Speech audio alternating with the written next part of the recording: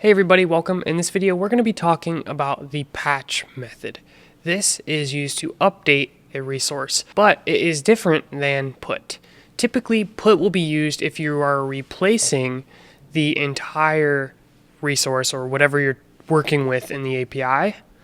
You can use this technique to update data, basically copying the whole object, modifying a few things, and then sending the updated object back to the API. And this is often done, but sometimes you will just want to say exactly what you want changed and not have to copy the entire object originally. Imagine I have a record in the database and it's for a customer. It has their name, their address, and then nested 50 orders, for example. You might not want to take that entire object and then just change one individual field and send that entire object back. It might be a lot of unnecessary effort and data that needs to be transferred.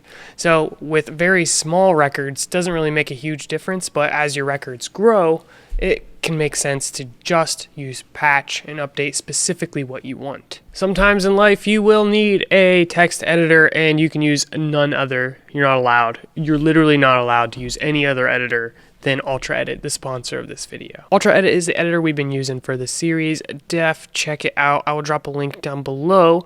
Windows, Mac, and Linux versions. Lots of cool things you can do, code suggestions, multi-selects, HTML and Markdown previews, searching, columns, and more. Check them out. So if we want to update a user, we need to include the entire object and then change whatever data that we want changed. This can be a little annoying. So the idea of patch is if we switch this to patch, we could just change what we wanted. So for example, we could exclude those orders and we might just want to change the industry to something a little bit more readable, like so. But obviously if we do this now, it's just going to delete everything and leave us with just the industry of pizza. And then actually we're getting an error. Well, it's not working because we don't have patch implemented.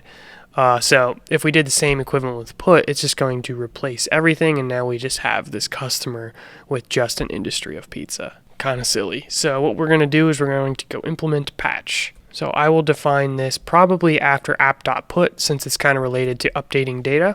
So I'll say app.patch. And this will also be at API customers :ID. We'll have an async callback here, request and response, and here is the function. Code-wise, this is actually going to be almost identical to put. We're just going to use a new function called findOneAndUpdate. So what I'm going to do is I'm actually going to copy this code here and paste it down here. Now, all we have to do is make a few edits, find one, and update. There we go. So if you're just jumping in because maybe you searched this, then we'll go through the code here in a moment. Notice we still use the same arguments so we can find the customer by its ID. We provide the entire request body, and then we return the new updated object from the database. All right, cool. So let's go through this line by line real quick just to get a brief overview. So the very first thing we do is within a try, just in case something goes wrong, we get the ID passed in through the URL. We find that user and update that user, and then we're just console logging the result for our own sake, and then we send that back to the user inside of these curly braces, which will make an attribute of customer have the value of that customer object. So let's save this, give it a shot. Let's first start by going with a very simple example by first creating a name and an industry. So this person will have the name of Caleb and the industry of YouTube. So let's go ahead and update this user. So this is the new customer in the database. So let me just get that just to confirm we're not getting anything weird here. Looks good. And now let's go ahead and patch and say we just want to update the name. We can say Caleb Curry, remove that comma there, hit send.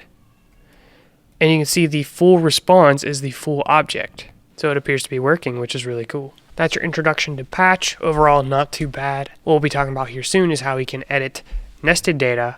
So stay tuned. I'll see you in the next one. Peace out.